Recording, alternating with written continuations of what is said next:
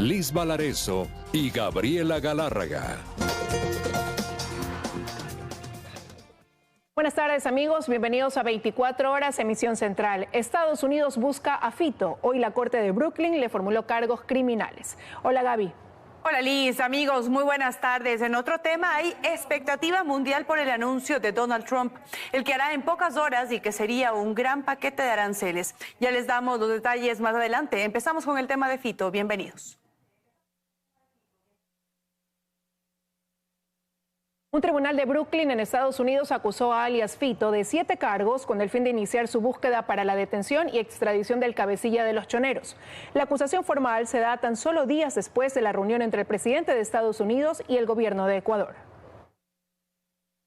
Se trata de una acusación formal de 7 cargos realizada por una corte federal de Brooklyn en Estados Unidos. Así lo dio a conocer la Fiscalía del Gobierno norteamericano mediante este comunicado, en el cual se acusa a José Adolfo Macías Villamar, alias Fito, de conspiración para la distribución internacional de cocaína, uso de armas de fuego para promover el tráfico de drogas, contrabando de armas de fuego desde los Estados Unidos y conspiración de compra de armas de fuego.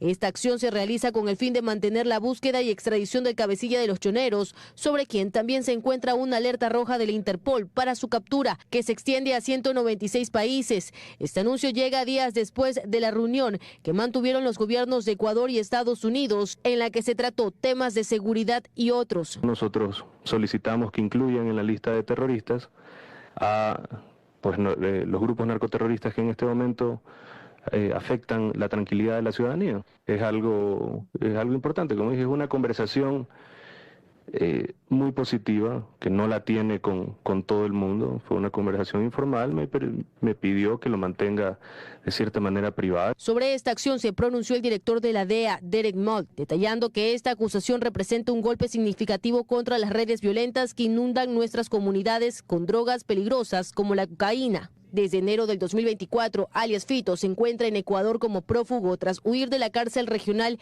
de Guayaquil, donde permanecía recluido. Desde entonces, el gobierno de Ecuador ha puesto en marcha una recompensa de $1 millón para quienes aporten con información certera sobre el paradero de Macías Villamar. En este sentido, Inteligencia y la Policía Nacional ya tiene hipótesis. Una de ellas es que alias Fito, camuflándose entre los migrantes que diariamente cruzan por la selva del Darién, haya salido del país por vía terrestre para poder llegar hasta México, teoría que coincidiría con la relación que mantienen los choneros con el grupo aliado del cartel de Sinaloa, Astrix Ingrid, Teleamazonas. La Policía Nacional tiene los celulares de los 4 sujetos que estaban en la mueblería de la Aurora en el Cantón Daule, donde fue asesinado el asesor del ex consejero de Participación Ciudadana, Augusto Verduga. Entre los teléfonos consta el del administrador de ese negocio, abatido 2 días después. 7 días después del asesinato de Jimmy Ruiz, asesor del ex consejero Augusto Verduga, el 12 de noviembre de 2024, se conectó vía telemática a una audiencia de comparecencia en torno al caso del crimen de su amigo. Pero por los cortes de luz quedó inconclusa, por lo que se dispuso se continúe en días posteriores, 14 y 15 de noviembre. Lo hizo sin la presencia de un abogado, indicando conocer sus derechos ante el fiscal que lleva el caso. Finalmente envió su versión, al igual que el resto de los llamados compañeros que aquel 5 de noviembre del año pasado aparecen en esta cinta, acompañando al asesor asesinado en una plazoleta comercial ubicada en la avenida León Febres Cordero en el sentido Pascuales La Aurora. Estos videos revelados el lunes 31 de marzo, que registraron el asesinato de Jimmy Ruiz, están judicializados y constan como prueba en torno a este caso. Además de estas fotografías y otras cintas, donde se observa el trayecto del grupo hasta llegar al centro comercial ubicado en la avenida Febres Cordero. En todas las imágenes periciadas por la Policía Nacional no consta que eran perseguidos por nadie, más bien escoltados por la seguridad de Augusto Verduga. En total eran 4 sicarios que esperaban en los exteriores del centro comercial. 2 fueron los gatilleros que descargaron los tiros, mientras 2 otros planificaban el escape. El 5 de noviembre de 2024, los agentes de la DINASED de la Policía Nacional levantaron los celulares de las 4 personas que se encontraban dentro de la mueblería, entre ellos el móvil del administrador que también estaba aquel día y que fue asesinado 2 días después. Esos teléfonos se encuentran en cadena de custodia, mientras que los acompañantes del asesor asesinado se negaron a entregar sus teléfonos. Los agentes policiales que continúan la investigación han realizado varios requerimientos a la Fiscalía. Están a la espera de que den paso a todo lo solicitado. Verduga a finales de enero huyó del país por la carretera más complicada de transitar, la vía Rumichaca. Y ahora desde la clandestinidad se pronuncia solo por redes sociales. Catalina García, Teleamazonas. 8 sujetos fueron detenidos tras operativos ejecutados en Guayaquil y Petrillo, en la provincia del Guayas. Uno de los puntos intervenidos fue Sociovivienda, donde se ejecutaron censos a más de 3.000 casas, que en muchos casos son utilizadas por miembros de bandas terroristas.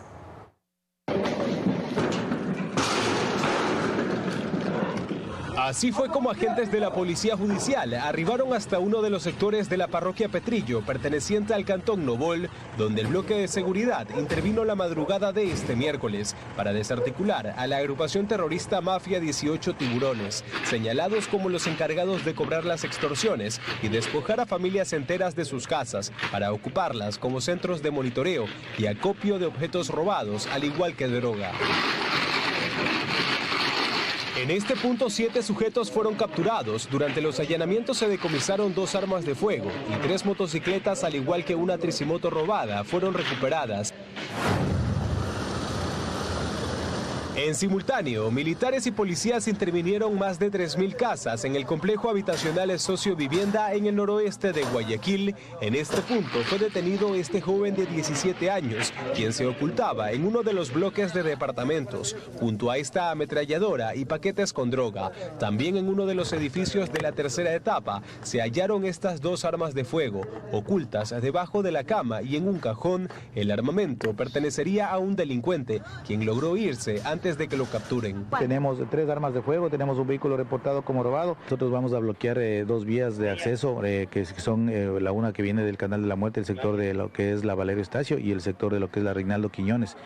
Son vías que prácticamente ellos utilizan únicamente para movilizarse y generar las economías criminales del secuestro, porque por ahí movilizan y llevan a las personas secuestradas. En este punto de Guayaquil, la Secretaría de Asentamientos Irregulares ejecutó censos para determinar si allí habitan los legítimos propietarios o estas casas están siendo ocupadas por miembros de los Tiguerones, responsables de convertir al distrito Nueva Prosperina en el sector más violento del país, con cerca de 250 muertes violentas en lo que va del año. Ricardo Alcíbar, Teleamazonas.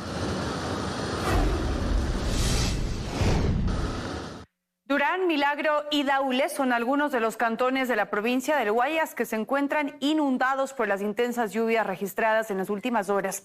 Nuestra compañera Erika Vera se encuentra en el cantón Durán con todos los detalles. Erika, buenas tardes. Adelante.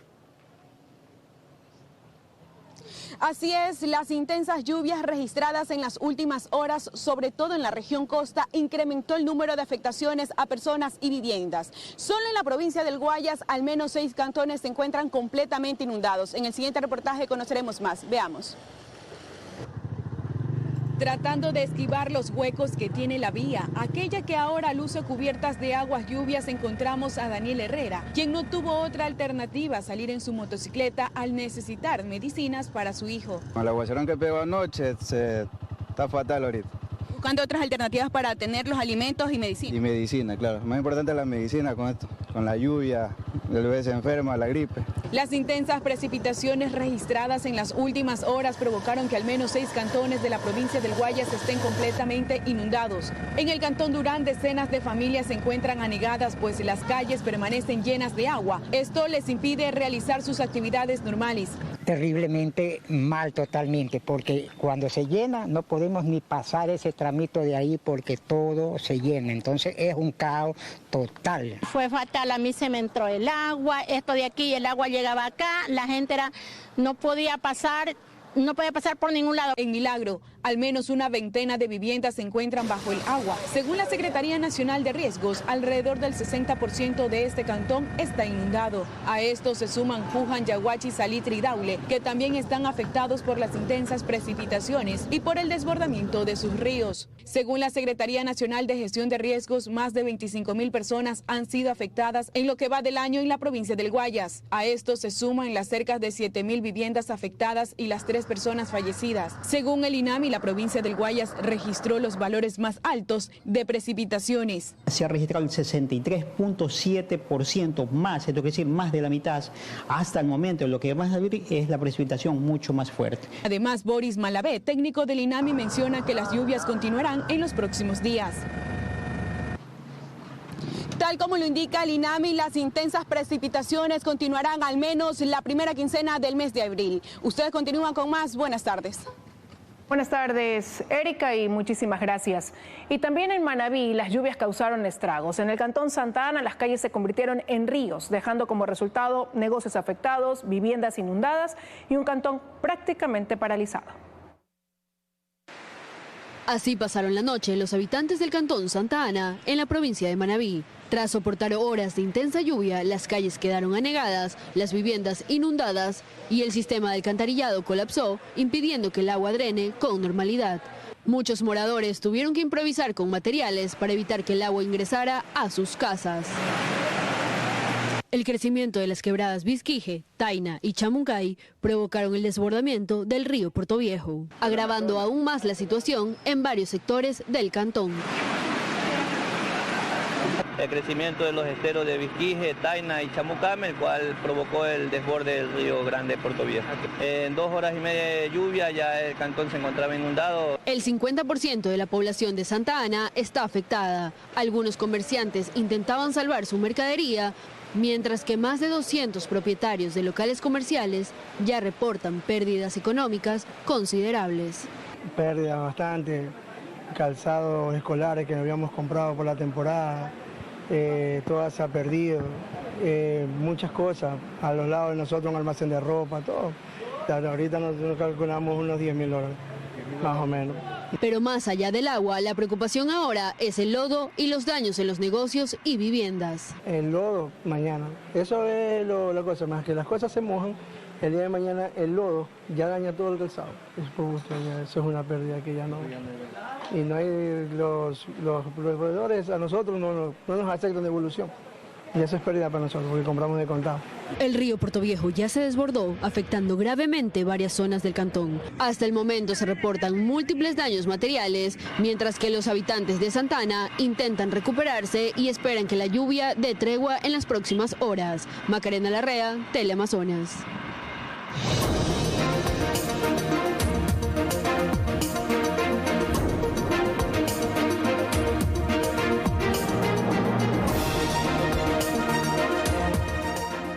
La misión de observación de la Unión Europea cuestiona la resolución del CNE que prohíbe el uso de celulares durante el sufragio. Además, pide que se garantice el derecho de los delegados de las organizaciones políticas a vigilar la segunda vuelta.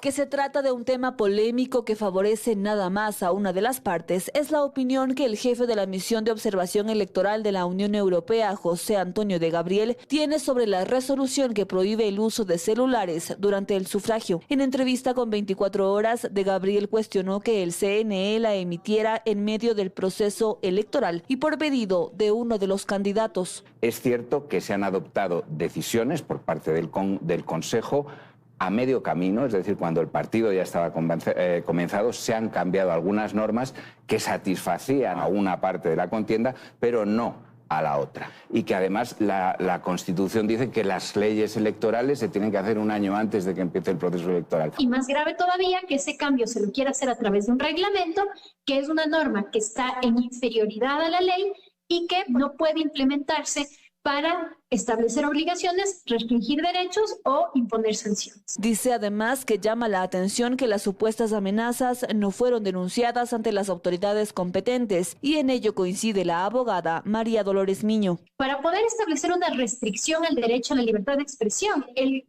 Consejo Nacional Electoral tenía que haber demostrado que existe una necesidad social imperiosa de hacerlo y no tenemos que confundirnos porque si bien todos los ciudadanos tenemos derecho al secreto del voto, esto no quiere decir que tenemos una obligación al secreto del voto. En todo caso, mientras la medida siga vigente, los 307 observadores internacionales estarán atentos a que se garantice el derecho que tienen las organizaciones políticas a vigilar la elección a través de sus delegados. Es imprescindible que se salvaguarde el derecho total de los delegados de los partidos a documentar con sus teléfonos móviles o con sus dispositivos electrónicos todos los elementos del proceso electoral. Sí a las actas, sí estar comunicando durante toda la jornada electoral con sus equipos centrales, para que si encuentran algún tipo de problema o de irregularidad puedan fundamentar. La última palabra la tendrá la Corte Constitucional luego de que el TCE solicitara su pronunciamiento por una posible vulneración de derechos que esperan llegue antes del 13 de abril. Lucía Clavijo, Teleamazonas. El presidente candidato Daniel Noboa cumplió agenda en Guaranda, provincia de Bolívar. Simpatizantes de diferentes sectores y comunidades lo recibieron en el Coliseo de la ciudad, en donde mantuvo un diálogo denominado por la unidad de pueblos y nacionalidades. Posteriormente viajó a Ambato, en donde cumplirá agenda los próximos días. Y por su parte, la candidata a la presidencia por la Revolución Ciudadana, Luisa González, tiene actividades hoy en Guayaquil y Santa Elena. A esta hora mantiene una entrevista en un medio radial. A las 16 horas se reunirá con sus simpatizantes en la plazoleta del Cristo del Consuelo en el suroeste de Guayaquil. Y a las 20 horas llegará al cantón Santa Elena para reunirse con sus seguidores en el mirador del Cerro El Tablazo. Los últimos 4 curules de la Asamblea Nacional correspondientes a la provincia de Pichincha ya fueron adjudicados este miércoles por la delegación provincial. Tras el recuento de votos, se confirmó que 2 escaños son para la Revolución Ciudadana con los asambleístas Mónica Alemán y Luis Molina. Uno para ADN con Hernán Zapata y otro para Dina Farinango de Pachacutic. Con ello, la RC se consolida como la bancada de mayoría con 67 legisladores. Pichincha y los pichinchanos ya tendrían a sus 19 asambleístas electos ya por la provincia. Lo que podrían hacer en este sentido es presentar recursos ante la Corte Nacional. En esto ya no tendríamos que intervenir nosotros como Consejo Nacional Electoral.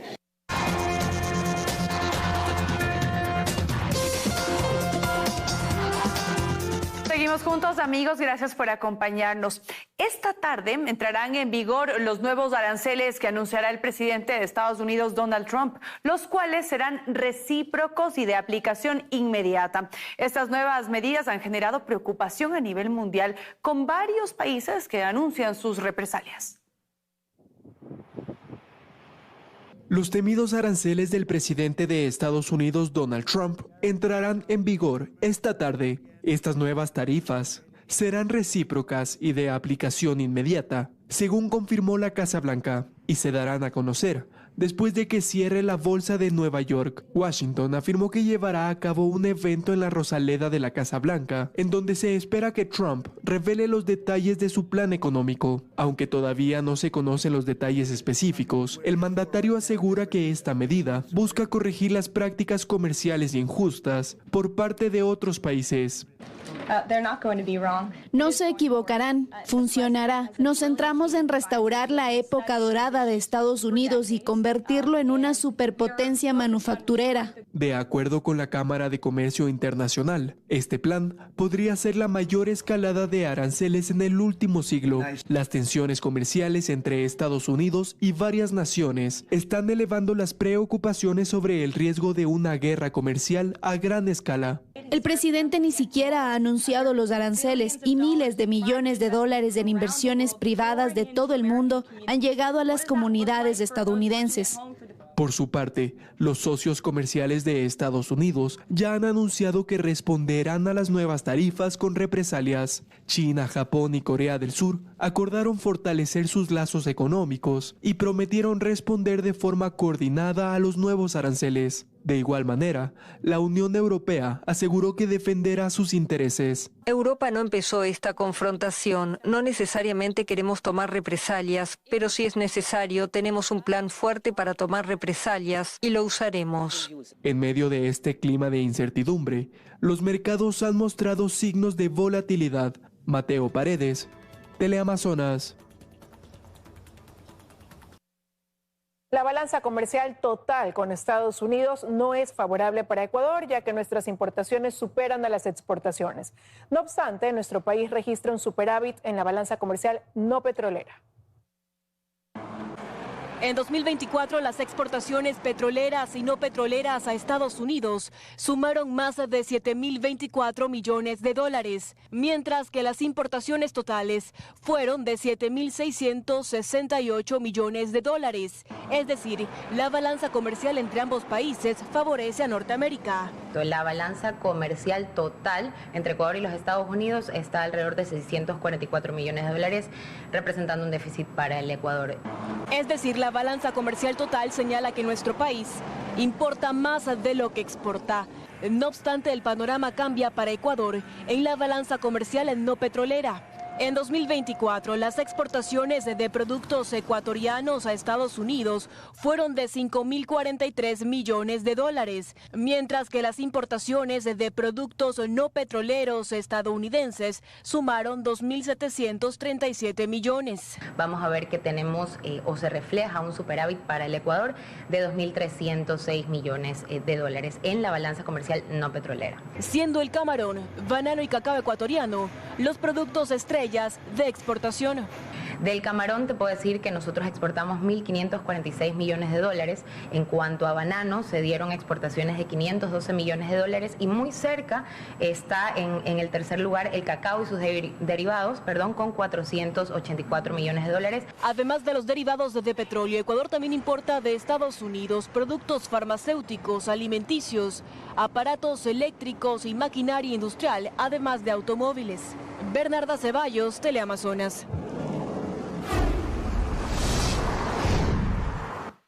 Juristas advierten riesgos si no se concreta la prórroga en funciones de la fiscal general del Estado, Diana Salazar, quien termina su periodo el próximo 8 de abril. La continuidad de investigaciones pendientes y casos emblemáticos sería posible únicamente con base en las aplicaciones de las funciones hasta que sea legalmente reemplazada. La decisión sobre una prórroga en funciones está únicamente a criterio de la fiscal general del Estado, Diana Salazar, y esto frente a la inacción de un Consejo de Participación Ciudadana que, envuelto en sus propios escándalos, ha dejado de lado un concurso como el de la máxima autoridad de fiscalía. Pero el escenario está allí. No hay reglamento ni concurso para avanzar y en este contexto la penalista Paulina Araujo cree que Diana Salazar debería prorrogarse en funciones, pues eso le daría estabilidad a los procesos y no pondría en juego casos de fuero. Está en juego nada más ni nada menos que casos que han sido evacuados, en los cuales se han logrado condenas a personas que tanto daño le han hecho al país, se mantengan, investigaciones continúen, no se vean obviamente manipuladas. El periodo de Diana Salazar termina el próximo 8 de abril, no obstante la subrogación de funciones tampoco es algo que solucione los problemas de fondo. Para el abogado Roberto Calderón, la salida no pasa por empezar un concurso a la carrera o presionar a un Consejo de Participación Ciudadana desde la política. Tampoco pues conviene para la ciudadanía que se lo haga de manera apresurada solamente por tratar de cumplir con ciertas conveniencias políticas. A veces por temas políticos se quiere hacer atropelladamente procesos o cambios que no son adecuados. Pues la política partidista con intereses de impunidad, las mafias enquistadas en la institucionalidad del país y las estructuras de corrupción han posado sus ojos en la Fiscalía General del Estado. Es un objetivo cooptar ese poder y un concurso atropellado podría ser óptimo para esos grupos. Las condiciones son bastante delicadas, porque con todo lo que hemos constatado que ha ocurrido en el Consejo de Participación Ciudadana, simple y llanamente hay desconfianza y miedo. Quienes están detrás de casos como Metástasis, Purga, Plaga, Pantalla, Independencia Judicial, Las Torres o el mismo caso Sobornos han apuntado por años a este próximo 8 de abril, pero no hay reemplazo aún. Y dejar en tela de duda o procesos que empiecen a tambalear, yo creo que es algo en este punto que el Ecuador no debe permitir. De ahí que si bien la prórroga es una opción, la continuidad es un camino. La decisión es personal y está en manos de la fiscal. Fausto Yepes, Teleamazonas. La Corte Constitucional ordenó al Ejecutivo cumplir con su sentencia en la que dispone crear una comisión interinstitucional para enfrentar la inseguridad. Sin embargo, la presidencia insiste en que la Corte no tiene atribuciones legales para definir políticas públicas en esa materia. La recién renovada Corte Constitucional y el Ejecutivo enfrentan su primer impasse. Los altos magistrados le ordenaron al presidente el pasado 21 de febrero crear una comisión interinstitucional para enfrentar la inseguridad que azota al país. La presidencia, a través de un pedido de ampliación y aclaración, cuestionó que la Corte se tome atribuciones que no le competen y dijo que su pedido era inejecutable. A través de este auto de ampliación y aclaración de fecha 27 de marzo, la Corte ratificó su decisión y le recordó al gobierno que sus sentencias son de inmediato cumplimiento y que tienen carácter definitivo e inapelable. No es la primera vez que la Corte ordena la creación de comisiones interinstitucionales. Lo que cambia en este caso es la labor que la Corte va a tener como una suerte de articuladora. Considero que la Corte eventualmente tuvo un exceso en la creación de esta comisión porque no es una comisión creada por el sistema jurídico. A decir del constitucionalista Emilio Suárez, esta comisión repetiría las funciones que ya tiene el COSEPE, por lo que se crea una duplicidad, mientras que el Ejecutivo sostiene que la Corte no tiene atribuciones legales para definir políticas públicas en materia de seguridad. De allí que este martes presentó nuevamente un pedido de modulación de la sentencia, aunque la Corte ya negó un pedido inicial. La Ley Orgánica de Garantías Jurisdiccionales te permite hacer este tipo de pedidos las veces que sean necesarias, cuando las medidas dispuestas por la Corte Constitucional no pueden ejecutarse. Otra cosa muy distinta es prácticamente decirle a la Corte: no voy a hacer esta comisión porque usted no tiene la potestad para pedirme que la conforme. Eso es un desacuerdo con la sentencia y, guste o desagrade al Ejecutivo, esa sentencia tiene que cumplirse. Si el presidente incumple con la disposición de la Corte, habrá sanciones, por lo que a criterio de los juristas deberá hacerlo lo más pronto posible. El Ejecutivo estaría incurriendo en un eventual incumplimiento y eso trae consecuencias. Puede imponer multas e inclusive llegar a la destitución del funcionario que no quiere cumplir. Así que el tiempo corre para que la comisión se cree y empiece a sesionar bajo la mirada de la Corte Constitucional. Belén Merizalde, Teleamazonas.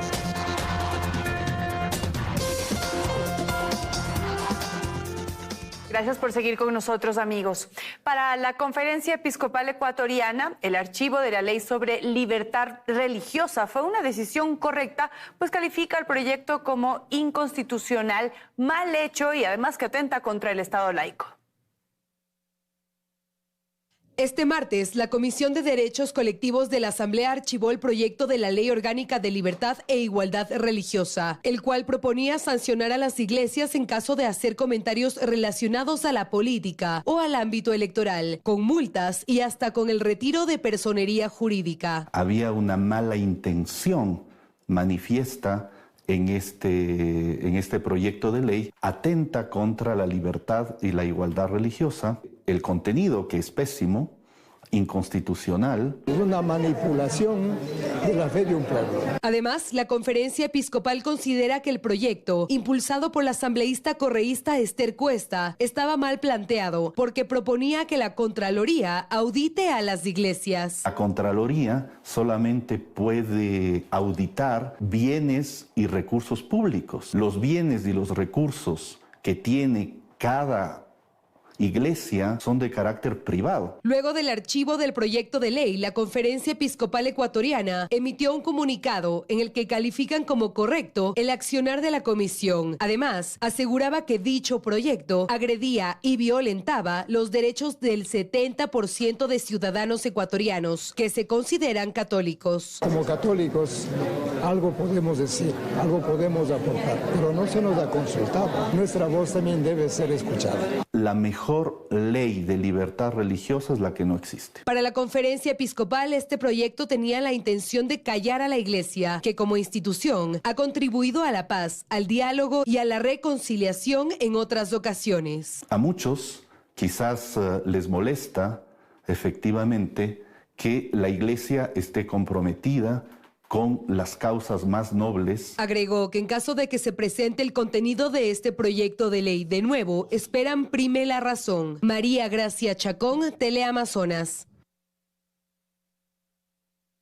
Los hogares ecuatorianos con solo 2 integrantes se incrementaron en los últimos años, de acuerdo al último censo elaborado por el INEC.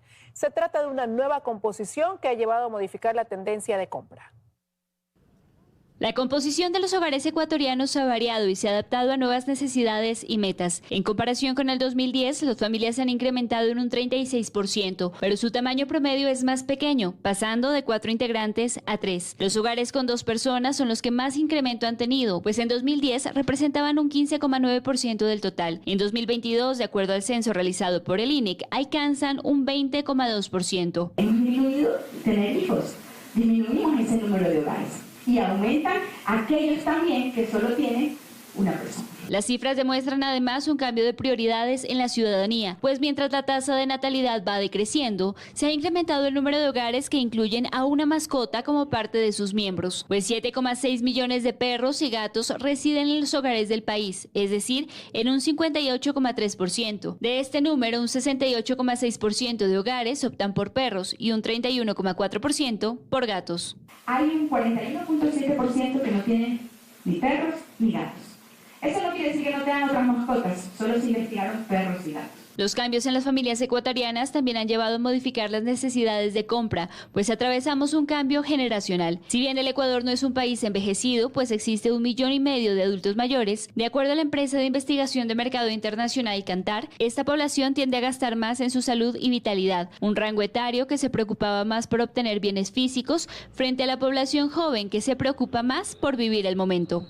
Cuando tú analizabas los baby boomers, básicamente era un target que vivía con muchas carencias, porque venían de guerras. Entonces, obviamente, el tener bienes físicos resultaba ser su felicidad. Cuando tú ves los millennials y las generaciones Z, ellos ya no quieren tener bienes físicos, ellos quieren vivir experiencias. En cuanto a migración, de acuerdo a las cifras presentadas por el INEC, la población extranjera en el país representa un 2,5% del total, es decir, 2,3 veces más que en el 2010, alcanzando 425,000 ciudadanos. La población con más presencia es la venezolana con 231,000 y colombiana con 97,800.